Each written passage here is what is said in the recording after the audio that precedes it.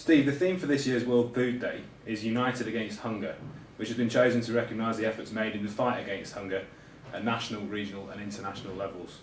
Why do you think this is important, and what progress has been made in this respect?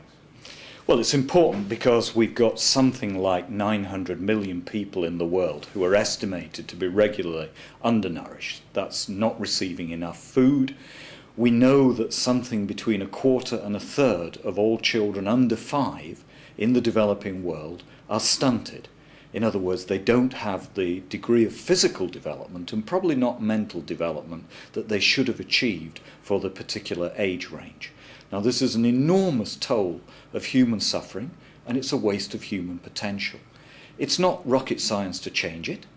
It's been going on for a long time.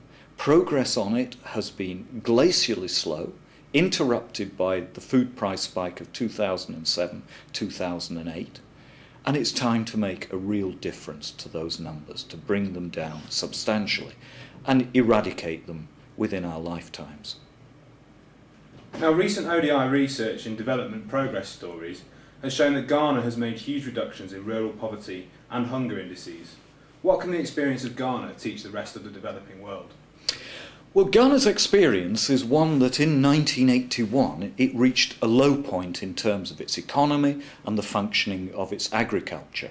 It had actually gone backwards from independence at 1957 in many ways. And Ghana shows a wonderful recovery from that. There is still a long way to go in Ghana. It's progress rather than success so far, because many Ghanaians are still very poor. But what has been achieved is agricultural growth has been restored in Ghana, and with that, poverty, and particularly rural poverty, most poor Ghanaians are living in the rural areas, has been brought down very considerably. And so has malnutrition of their children. That has been achieved by two major things. One is by restoring an enabling environment in which farmers and people in the food chain can invest with confidence in the future. An economic system that encourages investment without heavy taxation of farmers that was there before.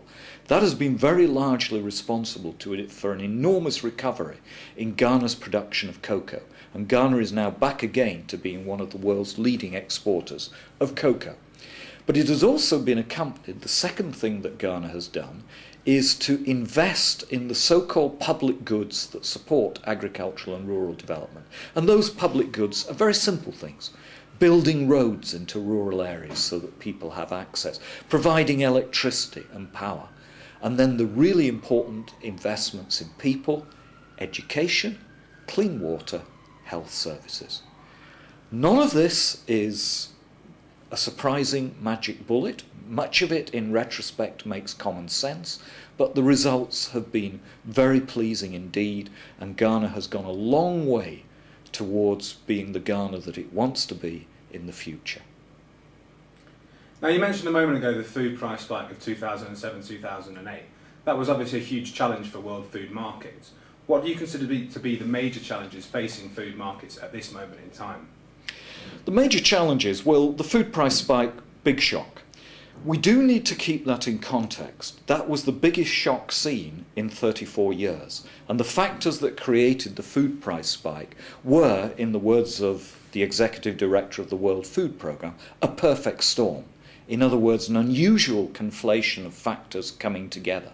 But we can't be complacent about that. There are ways to improve those markets, probably by having more information in the market, perhaps by keeping a little bit more stocks, but we need to be careful of how that's done because keeping stocks can be extremely costly.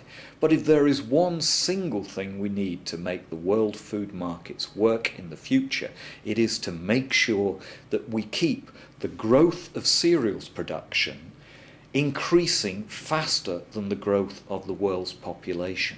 Now, that is far from impossible. It doesn't require very fast growth rates. 2% per year would do it, and that is easy to achieve. But fundamentally, we need to make sure that the supply side is taken care of. Now, in your new briefing paper, you talk about how speculation, or the men in suits, are not responsible for the food price spike. So why do they get the blame? And if they're not to blame, then who or what is? Well, the reading on speculation is controversial. It's a difficult subject, but some of us are sceptical that speculators played a major part in the world food price spike of 2007-2008. And we have reasons to doubt the importance of the speculators. One is that two prices, maize and wheat, roughly doubled during that period.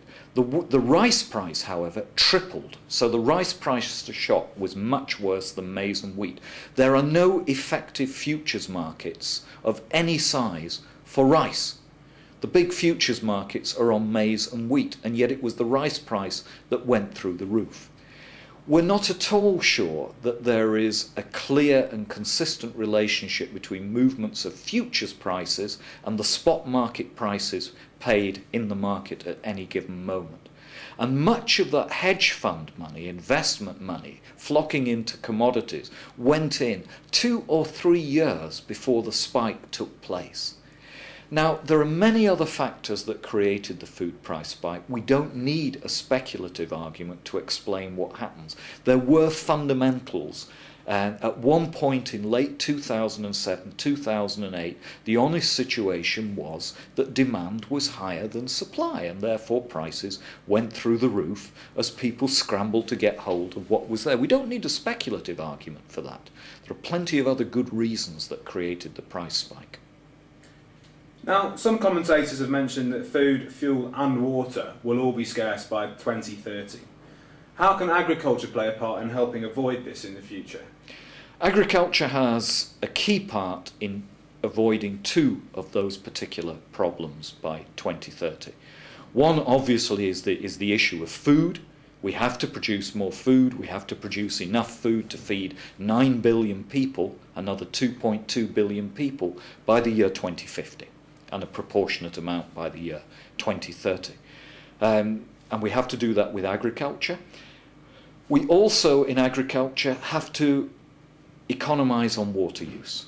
Water is now becoming scarce in many critical parts of the world, such as the Middle East and other parts of Asia. 70% of the water that humans use is in irrigation of crops. We have to find ways of economising on that if we're to use water for priority needs with humans, and at the same time continue to produce crops and to produce more crops in the future. The technical solutions are there. We know all about water economising irrigation. It's just having the investments to switch to those more economising measures, such as drip irrigation, for example, and having the policies that encourage farmers to switch away from wasteful uses of water. Agriculture also plays a big part of something that wasn't on the list of 3, but mitigating climate change. We know climate change is coming.